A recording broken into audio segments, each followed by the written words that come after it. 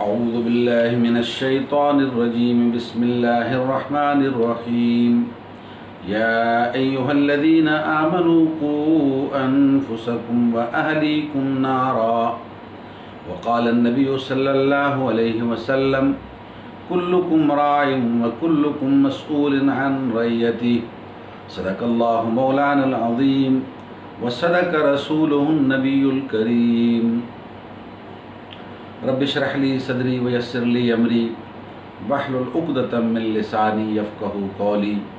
سبحانک لا علم لنا الا ما علمتنا انک انت العلیم الحکیم۔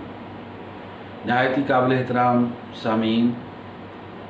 سورہ تحریم کی آیت نمبر 6 کا ایک حصہ میں نے آپ کے سامنے تلاوت کیا۔ اسی طرح حضرت عبداللہ ابن عمر رضی اللہ تعالی عنہ سے مروی ایک حدیث کا ٹکڑا بھی آپ کے سامنے میں نے پیش کیا۔ اس آیت اور اس حدیث کا تعلق میرے اور آپ کے اہل خانہ کے ساتھ ہے۔ دین اسلام میں جہاں اپنے آپ کو روز آخرت اللہ کے ہاں سرخرو کرنے اور کامیاب کرنے کے لیے جہنم کی آگ سے بچانے اور جنتوں کا مستحق بنانے کے لیے بار بار حکم اور تاکید کی گئی ہے، وہاں ایک ذمہ دار شخص کے لیے یہ ضروری قرار پایا ہے کہ وہ اپنے ساتھ اپنے اہل خانہ کی بھی فکر کرے، اپنے بیوی بچوں کی بھی فکر کرے۔ چنانچہ سورہ تحریم میں جو کہ مدنی صورت ہے، زیادہ تر تذکرہ حضور صلی اللہ علیہ وسلم، آپ کی ازواج مطہرات، آپ کے اہل خانہ کے حوالے سے ہی ہے۔ یعنی اس صورت کا آغاز ہی ایسی آیات سے ہوا ہے کہ جس میں آپ کو اپنے اہل خانہ کے حوالے سے ایک معتدل رائے اور اعتدال پر مبنی ایک رائے قائم کرنے کا حکم دیا گیا ہے۔ اس میں اختلاف ہے، دو طرح کے واقعات، ایک حضرت ماریہ قبطیہ اور حضرت حفصہ رضی اللہ تعالی عنہما کے حوالے سے واقعہ ہے، اور دوسرا وہ شہد کے حوالے سے کہ جو حضرت زینب بنت جہش کے ہاں آپ اس کا شربت نوش فرمایا کرتے تھے، اور اس کے نتیجے میں کچھ ازواج مطہرات نے یہ ایک پلان بنایا تھا کہ ہم حضور صلی اللہ علیہ وسلم وہاں زیادہ وقت لگاتے ہیں، اس لیے اس وقت کو کم کرنے کے لیے ایک منصوبہ بنایا گیا تھا جس کا تفصیلی تذکرہ موجود ہے۔ جمہور علماء کی رائے میں یہ شہد والا واقعہ درست ہے، لیکن دونوں ہی صورتوں میں جب حضور صلی اللہ علیہ وسلم نے ایک تہیہ کر لیا، ایک طرح سے قسم اٹھا لی، چاہے وہ یہ کہ میں شہد کا شربت نوش نہیں کروں گا یا میں حضرت ماریہ قبطیہ کے ہاں نہیں جاؤں گا، دونوں صورتوں میں ہی مفسرین لکھتے ہیں کہ آپ کو منع فرمایا گیا، اور فرمایا گیا کہ ایسی چیزوں کو تم حرام کیوں کرتے ہو کہ جو تمہارے لیے حلال قرار پائی ہے۔ یعنی یہاں پر جو مجھے اور آپ کو بات سمجھائی جا رہی ہے وہ یہ کہ انسان فطرتاً اپنی بیوی بچوں اپنے اہل خانہ کے ساتھ بے پناہ محبت کرتا ہے، اور یہ محبت انسان کو بعض اوقات افراط و تفرید کا شکار کر دیتی ہے۔ یعنی اس لحاظ سے بعض اوقات حلال و حرام کے اندر تمیز اور نیکی اور برائی کا بھی جو فرق ہے وہ ہماری آنکھوں کے سامنے نہیں رہتا اور وہ مٹ جاتا ہے۔ اس محبت کے اندر ہم اتنے اندھے ہو جاتے ہیں کہ ہمیں معلوم نہیں ہوتا کہ ہم اپنے بچوں کو کیا کھلا رہے ہیں یا ہمیں ان کے لیے کیا کرنا چاہیے اور ہم کیا کر رہے ہیں۔ چنانچہ سامعین محترم، نبی کریم صلی اللہ علیہ وسلم کے ذریعے سے اللہ تعالیٰ نے اس پوری امت کو اور قیامت تک آنے والی انسانیت کو یہ سمجھایا ہے کہ یاد رکھو کہ اس محبت کے اندر بھی بڑا اعتدال ضروری ہے، اور اس کے اندر بھی حدوں کو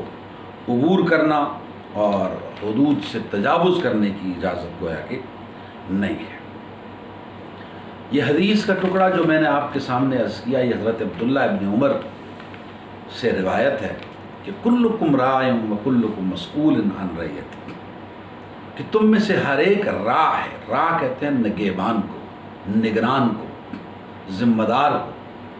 ہر ایک ذمہ دار ہے، ہر ایک نگہبان ہے، اور اس سے اس کی رعیت کے بارے میں، جو اس کے ماتحت لوگ ہیں ان کے بارے میں سوال کیا جائے گا۔ اب رعیت کون ہے؟ ایک حکمران کی رعیت وہ ساری خدائی ہے، وہ ساری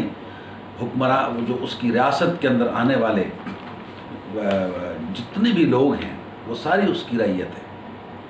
وہ چاہے سینکڑوں میں ہیں، ہزاروں میں ہیں، لاکھوں میں ہیں یا کروڑوں میں ہیں۔ ایک حکمران اس سارے کا راہ ہے، نگہبان ہے۔ اسی لیے ہم دیکھتے ہیں کہ حضرت ابوبکر صدیق رضی اللہ تعالیٰ عنہ، حضرت عمر فاروق رضی اللہ تعالیٰ عنہ، یا اسی طریقے سے خلافت راشدہ، کہ جب ان پر ذمہ داریاں پڑی ریاست کی اور حکومت کی ذمہ داریاں پڑی تو وہ چیختے اور چلاتے نظر آئے۔ کوئی یہ کہتا نظر آیا کہ کاش ابو بکر تجھے تیری ماں نے جنا ہی نہ ہوتا کہ آج تیرے اوپر مسلمانوں کے معاملات کی ذمہ داری آن پڑی، اور کاش اے عمر تو ایک سوکھا ہوا تنکا ہوتا کہ تجھے بھیڑ بکریاں کھا جاتی، اور اے عمر کہ اگر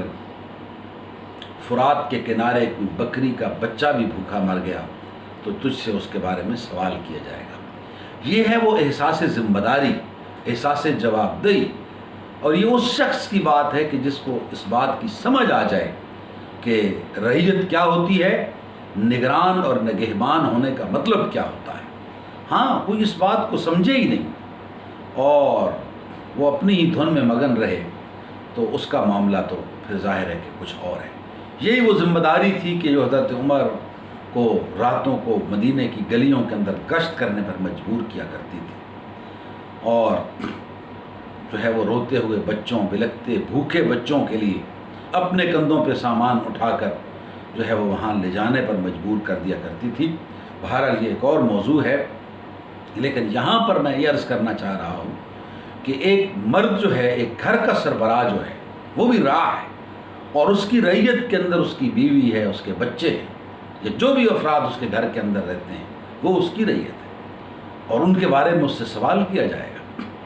اسی طرح عورت کی بھی رعیت ہے، اس کا شوہر اور شوہر کے بچے، یہ امانتاً جو اس کے پاس موجود ہے، یہ اس کی رعیت ہے۔ تو گویا کوئی بھی اس سے مبرہ نہیں ہے، اس ذمہ داری سے ہر مرد سے بھی پوچھا جائے گا، ہر عورت سے بھی پوچھا جائے گا،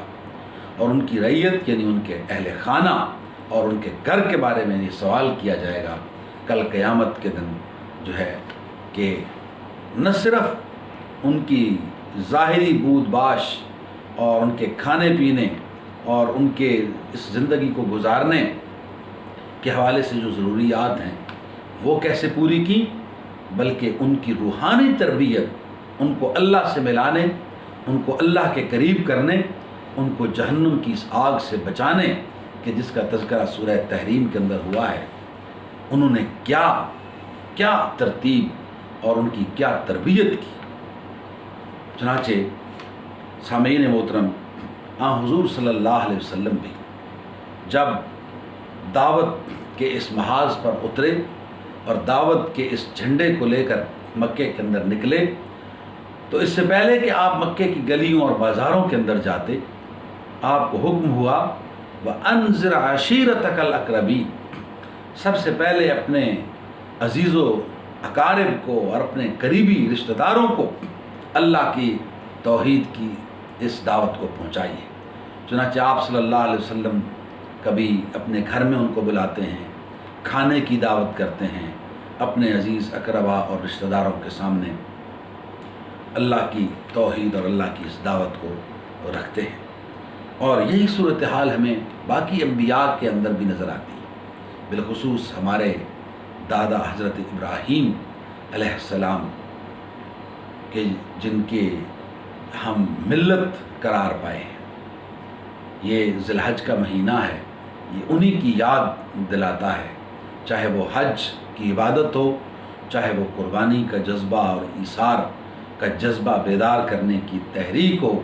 اس مہینے کے اندر وہ حضرت ابراہیم اور حضرت اسماعیل علیہ السلام کی یادوں کو تازہ کرتا ہے۔ حضرت ابراہیم علیہ السلام نے جب اپنی بیوی حضرت ہاجرہ کو مکہ کی بے آب و گیا وادی کے اندر چھوڑا کہ جہاں دور دور تک کوئی سبزے کا بھی نام و نشان نہیں تھا، تو انہوں نے بڑی ہی ایک حسرت بھری نگاہوں کے ساتھ حضرت ابراہیم علیہ السلام کی طرف دیکھا، کبھی ان کی طرف دیکھتی اور کبھی اپنے اس معصوم بچے اسماعیل کی طرف دیکھتی، اور زبان پر اتنے ہی الفاظ آتے کہ آپ ہمیں تنہا چھوڑ کے جا رہے ہیں۔ حضرت ابراہیم حضرت حاجرہ کی طرف دیکھتے لیکن کوئی جواب نہ دیتے۔ ایک دفعہ پوچھا، دوسری دفعہ پوچھا، تیسری دفعہ جب یہ سوال کیا کہ کیا یہ اللہ کا حکم ہے کہ آپ ہمیں یہاں پر چھوڑ کر جائیں، تو حضرت ابراہیم نے اس بات میں سر ہلایا، اور قربان جائیں کیا تربیت تھی اس اپنی شریک حیات کی جو حضرت ابراہیم علیہ السلام نے کی تھی، کیا تربیت تھی کہ جب اس بات میں سر ہلا شوہر کی طرف سے کہ ہاں یہ اللہ کا حکم ہے جس کی تائید میں یہ سب کچھ کر رہا ہوں، تو پھر اس کے بعد بولی نہیں اور کہا کہ پھر ٹھیک ہے، پھر اللہ ہمیں تنہا نہیں چھوڑے گا، اللہ ہمیں اکیلے نہیں چھوڑے گا انشاءاللہ۔ اتنا اعتماد تھا اللہ کی ذات کے اوپر، چنانچہ حضرت ابراہیم چھوڑ کر چلے، اور وہ ننھا سا معصوم سا بچہ کہ جب اپنی عمر کے لڑکپن کے اس حصے کے اندر یا جوانی کی سیڑھیوں کے اوپر قدم رکھا، خوبصورت اسماعیل علیہ السلام اور حضرت ابراہیم علیہ السلام کو اللہ تعالیٰ نے ایک اور آزمائش کے اندر ڈالا اس خواب کے ذریعے کہ اپنی متاع عزیز کو ہمارے راستے میں قربان کر دو۔ تو حضرت ابراہیم نے اپنے بیٹے کے سامنے جب اپنے خواب کو رکھا کہ بیٹا میں نے تو یہ دیکھا ہے جس سے مجھے لگتا ہے کہ آپ کی قربانی اللہ تعالیٰ کو مطلوب ہے، تو اس بچے نے بھی بچوں کی تربیت کا اگر اندازہ لگانا چاہیں کہ بچے کی تربیت بھی کس نیج کے اوپر ہوئی ہوگی، یہ فیضان نظر تھا یا کہ مکتب کی کرامت تھی، سکھائے کس نے اسماعیل کو آداب فرزند۔ اسماعیل کہنے لگے کہ ابا جان کر گزریے جو آپ کو حکم ملا ہے، فاستع بما تؤمر، آپ جو ہے وہ اور ستجدنی انشاءاللہ من الصابرین، آپ مجھے صابرین میں سے پائیں گے، آپ کو جو بھی خواب میں حکم ملا ہے آپ اس کے مطابق جو ہے وہ کر دیجیے۔ تو چنانچہ افعل ما تؤمر، میں معذرت چاہتا ہوں، فاستع بما تؤمر،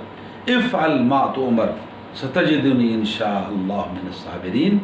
آپ مجھے صابرین میں سے پائیں گے۔ اور پھر حضرت ابراہیم علیہ السلام نے کس طریقے سے اپنے اس خوبصورت صاحبزادے کی گردن کے اوپر چھری چلائی، اور اللہ نے اس آزمائش کے اندر بھی آپ کو پورا کر دیا۔ سامعین محترم، جیسا کہ میں نے شروع میں یہ عرض کیا تھا کہ انسان کی طبیعت کے اندر اور انسان کی فطرت کے اندر اپنی بیوی بچوں کے ساتھ محبت اور عقیدت جو ہے وہ اللہ تعالیٰ نے بھر دی ہے، لیکن ہمیں یہ دیکھنا ہے کہ یہ لاڈ اور پیار یہ ہم اس کو مثبت انداز میں کس طریقے سے اس کو ہم جو ہے وہ اپنے بچوں اور اپنے اہل خانہ کے حوالے سے کس طرح لے سکتے ہیں کہ اللہ تعالیٰ نے ہمیں جو دعا سکھائی کہ والذین یقولون ربنا هب لنا من ازواجنا وذریاتنا قرۃ اعین واجعلنا للمتقین اماما، بجائے اس کے کہ ہم حلال و حرام کی تمیز کو چھوڑ دیں، ہم نیکی اور بدی کے سارے پیمانوں کو توڑ دیں، ہم اللہ تعالیٰ سے بار بار یہ دعا مانگیں، پہلے تو اس نعمت کے اوپر شکر ادا کریں جو اللہ نے ہمیں اپنے بچوں کی صورت میں دی ہے، اور پھر ہم ہر لمحے یہ دعا کریں کہ یا اللہ یہ اگر آپ نے ہمیں اولاد دی ہے تو اس کو نیک اور صالح بنا، اور اس کو متقین کا جو ہے وہ امام بنا دے۔ صبح کا ٹائم ہوتا ہے، فجر کی نماز کا ٹائم جا رہا ہوتا ہے، چھوٹا بچہ 7 8 9 10 سال کا بچہ ہے، میٹھی نیند سو رہا ہوتا ہے، اور ہمیں اس کو اٹھانے میں ذرا ہم تذبذب کا شکار ہو جاتے ہیں کہ بچہ ہے، ڈسٹرب ہو جائے گا، اس کو اٹھانے کی ضرورت نہیں ہے، لیکن شاید ہمیں یہ نہیں معلوم ہوتا کہ ہم اس کے آگے مستقبل پورا کا پورا، اس کا کیریئر، اس کا مستقبل ہم جو تابناک مستقبل کے ہم خواب دیکھ رہے ہیں، دراصل ہم خود ہی اس کو داغدار کر رہے ہیں اور اس کے راستے میں کتنے کانٹے بو رہے ہیں۔ اس لیے کہ اللہ کے نبی صلی اللہ علیہ وسلم کا تو واضح حکم ہے نا کہ بچہ 7 سال کا ہو جائے تو اسے نماز پڑھنے کا حکم دیجیے، 10 سال کا ہو اور نماز نہ پڑھے تو اسے ماریے اور مار کر نماز پڑھائیے۔ اور ہم جو ہے اپنے گھر میں بچے ہمارے سو رہے ہوتے ہیں، ہم اٹھ کے وضو کر کے نماز پڑھ لیتے ہیں، لیکن ہمیں اپنے بچوں کی اس طرح سے فکر نہیں ہوتی۔ سامعین محترم، نبی کریم صلی اللہ علیہ وسلم جو اس کائنات کے سب سے بڑے انسان ہیں، جو سرور کونین ہیں، جو حبیب کبریا ہیں، جو معصوم عن الخطا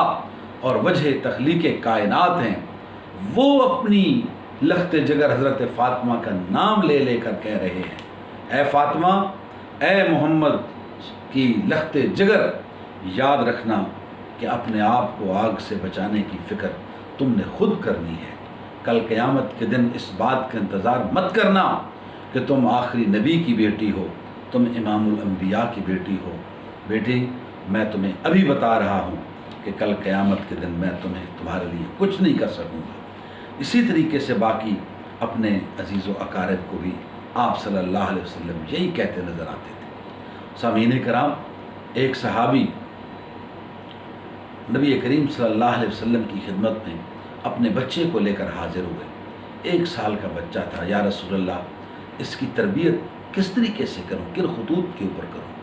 پوچھا، آپ کے بچے کی عمر کیا ہے؟ عرض کیا 1 سال کا ہو گیا ہے۔ فرمایا تم تو لیٹ ہو گئے ہو۔ یہاں سے آپ اندازہ لگائیے کہ ہم بچوں کے جوان ہونے کا انتظار کرتے ہیں، ہاں حضور صلی اللہ علیہ وسلم فرما رہے ہیں کہ 1 سال بھی تم لیٹ ہو گئے ہو۔ اس لیے سامعین کرام کہ بچے کی تربیت تو بالکل پہلے دن سے شروع ہو جاتی ہے، سیکھنے کا عمل وہ پہلے دن سے شروع کر دیتا ہے، بلکہ اس سے بھی زیادہ اگر آگے بڑھا جائے کہ بچہ تو ماں کے پیٹ کے اندر جو ہے وہ سیکھنا شروع کر دیتا ہے۔ اس لیے اس بات سے اندازہ لگائیں کہ ہمیں اپنے بچوں کے حوالے سے کتنا محتاط رویہ اختیار کرنا پڑے گا۔ حضرت شاہ عبد القادر جیلانی رحمۃ اللہ علیہ کا وہ واقعہ بڑا مشہور ہے کہ جب انہوں نے ہوش سنبھالا اور بالکل یعنی چھوٹی سی عمر کے اندر ہی جب انہوں نے چلنا پھرنا یا بات کرنا سیکھی تو قرآن عظیم الشان کے 12 پاروں کے وہ حافظ تھے۔ اور اس کی وجہ کیا تھی کہ جب وہ ماں کے پیٹ کے اندر تھے تو ان کی ماں ان 12 پاروں کی تلاوت کیا کرتی تھی، اور وہ 12 پارے اللہ تعالیٰ نے ان کے جو ہے وہ ذہن کے اندر محفوظ کر دی۔ اسی طریقے سے آج سائنس اور ٹیکنالوجی کا دور بھی ہے، اور ہمارے بچے